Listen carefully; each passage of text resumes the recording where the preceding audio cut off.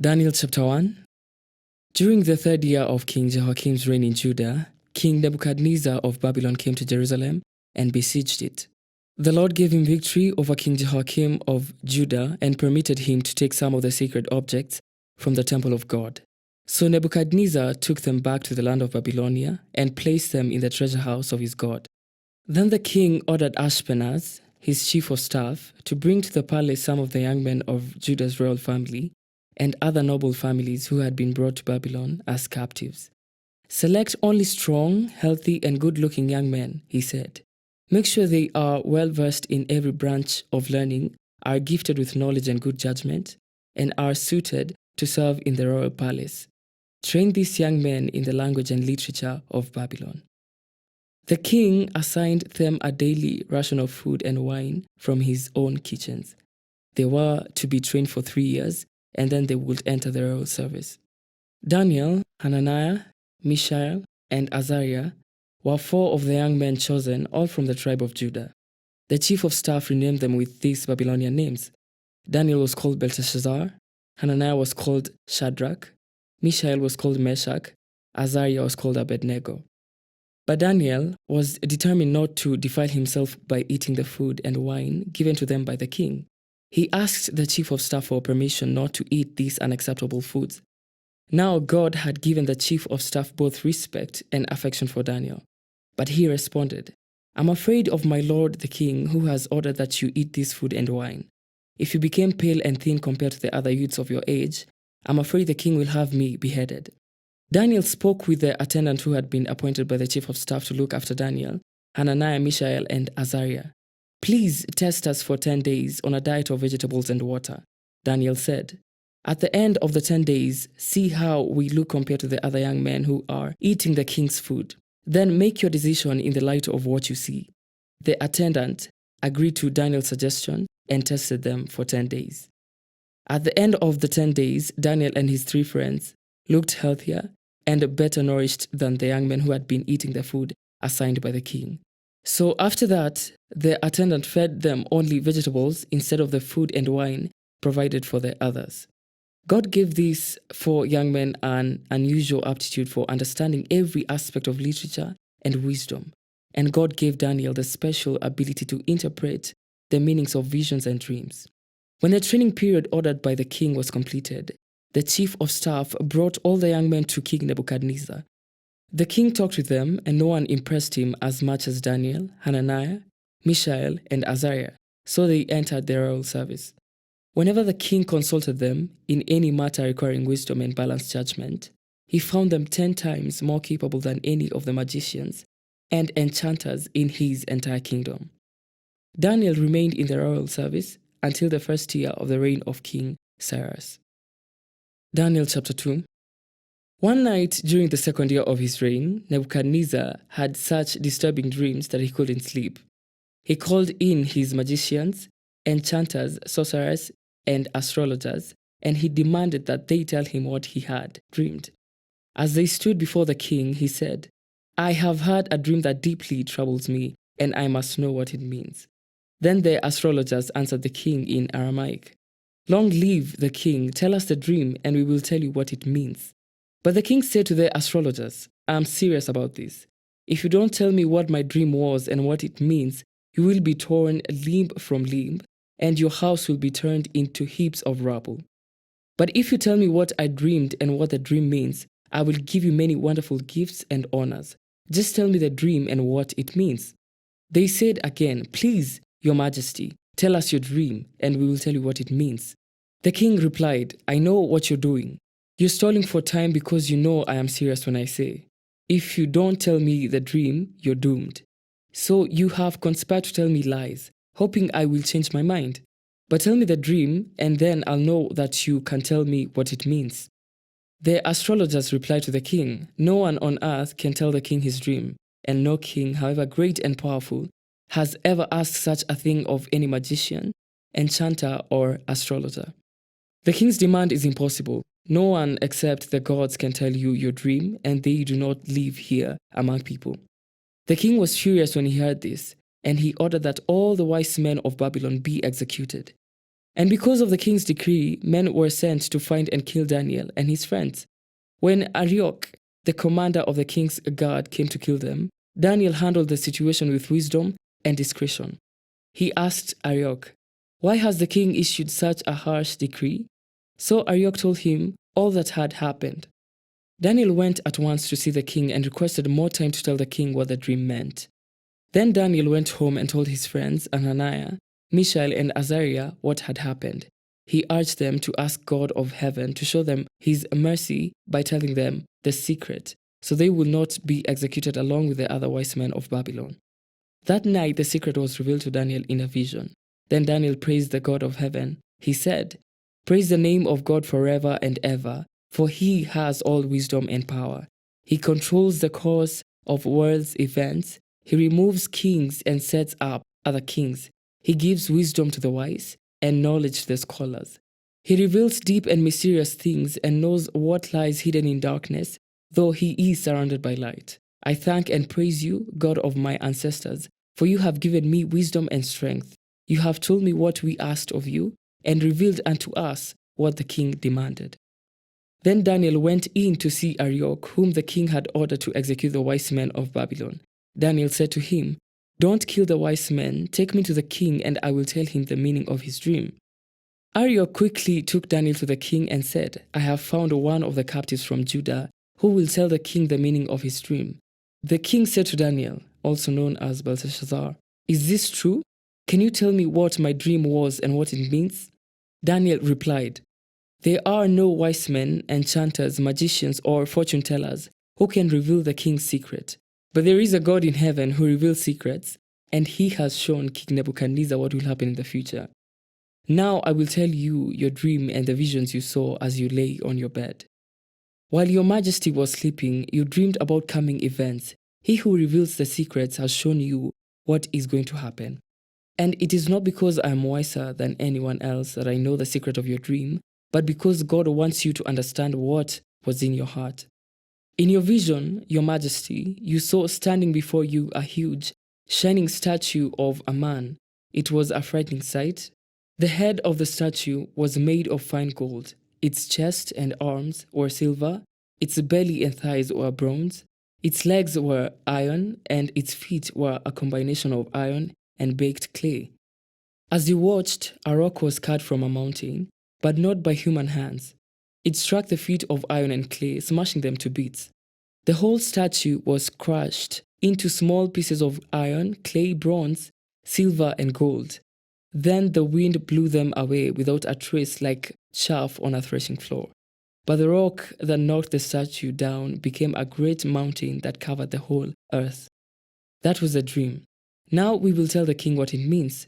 Your Majesty, you are the greatest of kings. The God of heaven has given you sovereignty, power, strength, and honor. He has made you the ruler over all the inhabited world and has put even the wild animals and birds under your control. You are the head of gold. But after your kingdom comes to an end, another kingdom inferior to yours will rise to take your place. After that kingdom has fallen, yet a third kingdom, represented by bronze, will rise to rule the world. Following that kingdom, there will be a fourth one, as strong as iron. That kingdom will smash and crush all previous empires, just as iron smashes and crushes everything it strikes. The feet and toes you saw were a combination of iron and baked clay, showing that his kingdom will be divided. Like iron mixed with clay, it will have some of the strength of iron.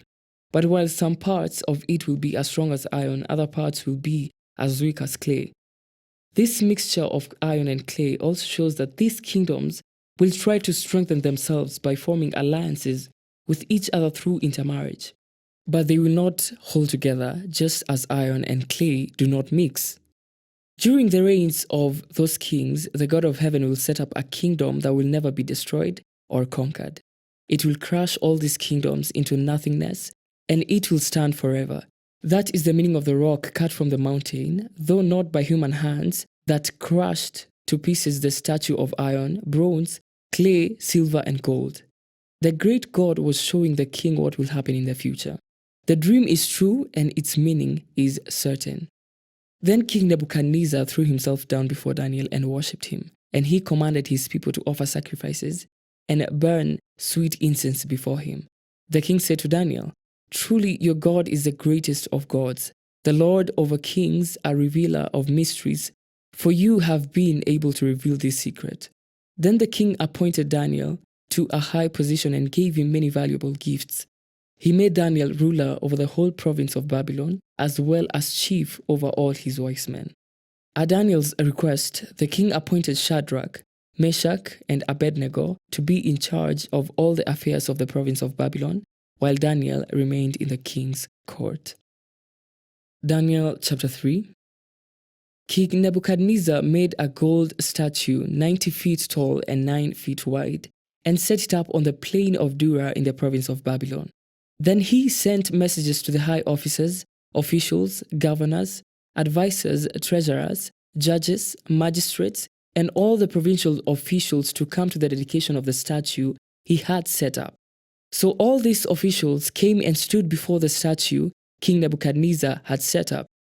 Then a herald shouted out, "People of all races and nations and languages, listen to the king's command. When you hear the sound of the horn, flute, zither, lyre, harp, pipes, and other musical instruments, bow to the ground to worship King Nebuchadnezzar's gold statue. Anyone who refuses to obey will immediately be thrown into a blazing furnace." So at the sound of the musical instruments, all the people, whatever their race or nation or language, bowed to the ground and worshipped the gold statue that King Nebuchadnezzar had set up. But some of the astrologers went to the king and informed on the Jews. They said to King Nebuchadnezzar, "Long live the king! You issued a decree requiring all the people to bow down and worship the gold statue when they hear the sound of the horn, flute, zither, lyre, harp, pipes, and other musical instruments. That decree also states that those who refuse to obey must be thrown into a blazing furnace. But there are some Jews, Shadrach, Meshach, and Abednego, whom you have put in charge of the province of Babylon. They pay no attention to you, your majesty. They refuse to serve your gods and do not worship the gold statue you have set up." Then Nebuchadnezzar flew into a rage and ordered that Shadrach, Meshach, and Abednego be brought before him. When they were brought in, Nebuchadnezzar said to them, "Is it true, Shadrach, Meshach, and Abednego, that you refuse to serve my gods or to worship the gold statue I have set up? I will give you one more chance to bow down and worship the statue I have made when you hear the sound of the musical instruments. But if you refuse, you will be thrown immediately into the blazing furnace. And then what God will be able to rescue you from my power?" Shadrach, Meshach, and Abednego replied, "O Nebuchadnezzar, we do not need to defend ourselves before you. If we are thrown into the blazing furnace, the God whom we serve is able to save us. He will rescue us from your power, your majesty. But even if he doesn't, we want to make it clear to you, your majesty, that we will never serve your gods or worship the gold statue you have set up." Nebuchadnezzar was so furious with Shadrach, Meshach, and Abednego that his face became distorted with rage. He commanded that the furnace be heated 7 times hotter than usual. Then he ordered some of the strongest men of his army to bind Shadrach, Meshach, and Abednego and throw them into the blazing furnace. So they tied them up and threw them into the furnace, fully dressed in their pants, turbans, robes, and other garments.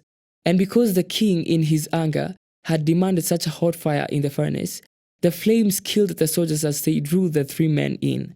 So Shadrach, Meshach, and Abednego, securely tied, fell into the roaring flames. But suddenly, Nebuchadnezzar jumped up in amazement and exclaimed to his advisers, "Didn't we tie up 3 men and throw them into the furnace?" "Yes, your majesty, we certainly did," they replied. "Look," Nebuchadnezzar shouted, "I see 4 men unbound walking around in the fire unharmed, and the 4th looks like a god." Then Nebuchadnezzar came as close as he could to the door of the flaming furnace and shouted, "Shadrach, Meshach, and Abednego, servants of the Most High God, come out, come here." So Shadrach, Meshach, and Abednego stepped out of the fire. Then the high officers, officials, governors, and advisers crowded around them and saw that the fire had not touched them. Not a hair on their heads was singed, and their clothing was not scorched. They didn't even smell of smoke. Then Nebuchadnezzar said, Praise to the God of Shadrach, Meshach, and Abednego. He sent his angel to rescue his servants who trusted in him. They defied the king's command and were willing to die rather than serve or worship any god except their own God. Therefore, I make this decree. If any people, whatever their race or nation or language, speak a word against the God of Shadrach, Meshach, and Abednego, they will be torn limb from limb, and their houses will be turned into heaps of rubble. There is no other God who can rescue like this. Then the king promoted Shadrach, Meshach, and Abednego to even higher positions in the province of Babylon. Daniel chapter 4. King Nebuchadnezzar sent this message to the people of every race and nation and language throughout the world. Peace and prosperity to you. I want you all to know about the miraculous signs and wonders the Most High God has performed for me. How great are his signs? How powerful his wonders? His kingdom will last forever, his rule through all generations. I, Nebuchadnezzar, was living in my palace in comfort and prosperity. But one night I had a dream that frightened me. I saw visions that terrified me as I lay in my bed. So I issued an order calling in all the wise men of Babylon so they could tell me what my dream meant. When all the magicians, enchanters, astrologers, and fortune tellers came in, I told them the dream, but they could not tell me what it meant. At last, Daniel came in before me, and I told him the dream.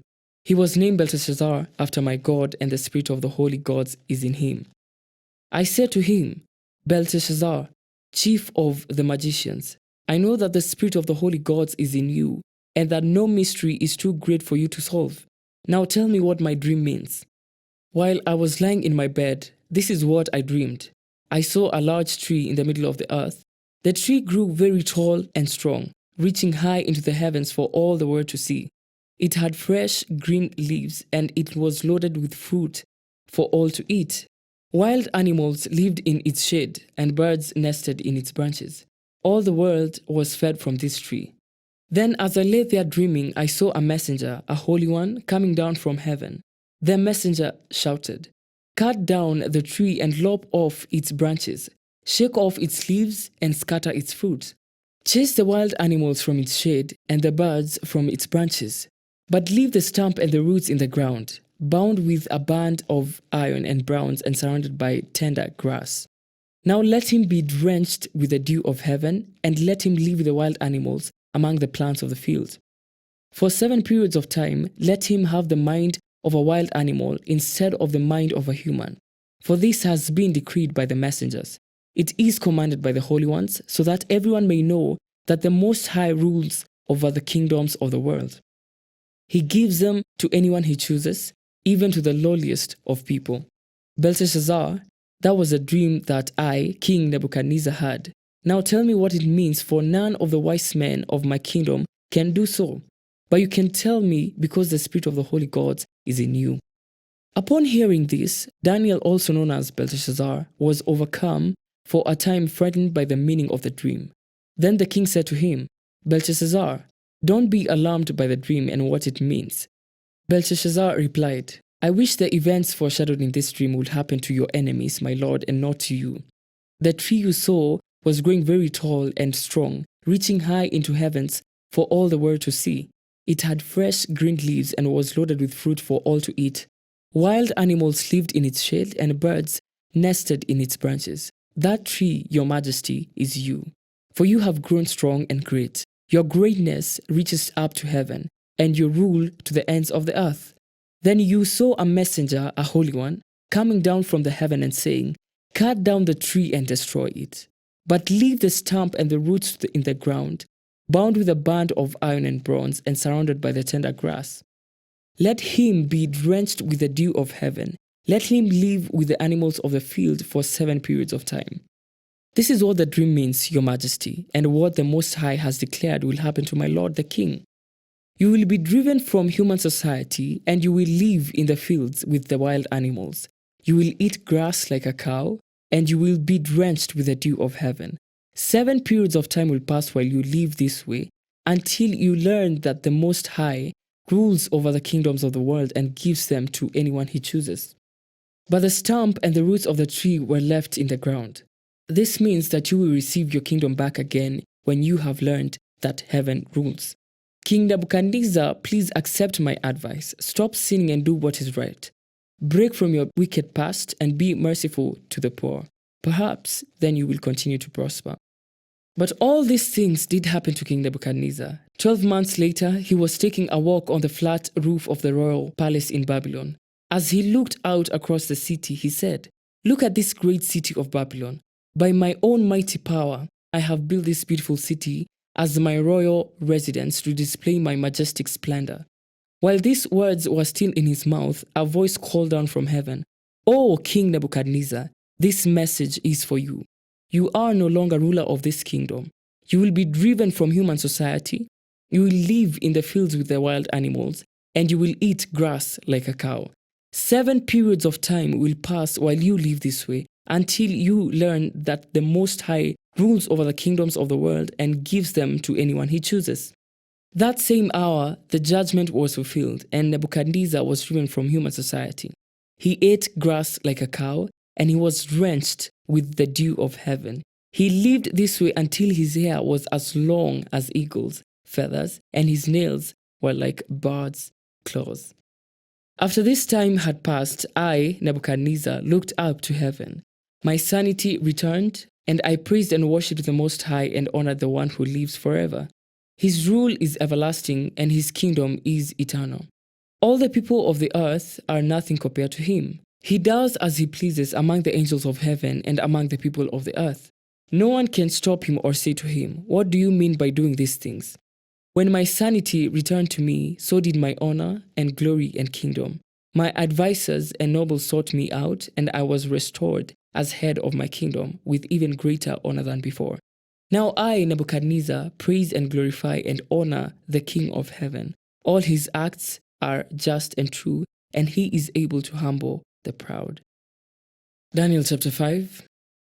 Many years later, King Belshazzar gave a great feast for 1,000 of his nobles, and he drank wine with them. While Belshazzar was drinking the wine, he gave orders to bring in the gold and silver cups that his predecessor, Nebuchadnezzar, had taken from the temple in Jerusalem. He wanted to drink from them with his nobles, his wives, and his concubines. So they brought these gold cups taken from the temple, the house of God in Jerusalem, and the king and his nobles, his wives, and his concubines drank from them. While they drank from them, they praised their idols made of gold, silver, bronze, iron, wood, and stone. Suddenly, they saw the fingers of a human hand writing on the plaster wall of the king's palace near the lampstand. The king himself saw the hand as it wrote, and his face turned pale with fright. His knees knocked together in fear, and his legs gave way beneath him.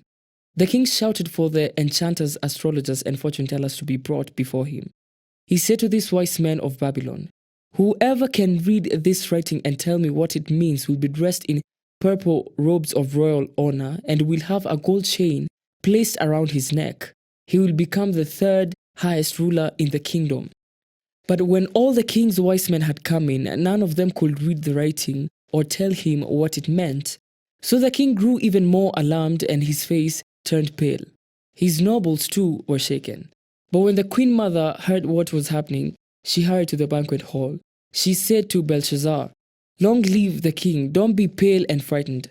There is a man in your kingdom who has within him the spirit of the holy gods. During Nebuchadnezzar's reign, this man was found to have insight, understanding, and wisdom like that of the gods. Your predecessor, King Nebuchadnezzar, made him chief over all the magicians, enchanters, astrologers, and fortune tellers of Babylon. This man, Daniel, whom the king named Belteshazzar, has exceptional ability and is filled with divine knowledge and understanding. He can interpret dreams, explain riddles, and solve difficult problems. Call for Daniel, and he will tell you what the writing means." So Daniel was brought in before the king. The king asked him, "Are you Daniel, one of the exiles brought from Judah by my predecessor, King Nebuchadnezzar? I have heard that you have the spirit of the gods within you, and that you are filled with insight, understanding, and wisdom. My wise men and enchanters have tried to read the words on the wall and tell me their meaning, but they cannot do it. I'm told that you can give interpretations and solve difficult problems.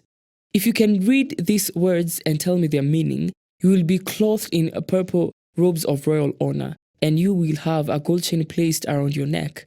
You will become the third highest ruler in the kingdom." Daniel answered the king, "Keep your gifts or give them to someone else, but I will tell you what the writing means. Your Majesty, the Most High God, gave sovereignty, majesty, glory, and honor to your predecessor, Nebuchadnezzar.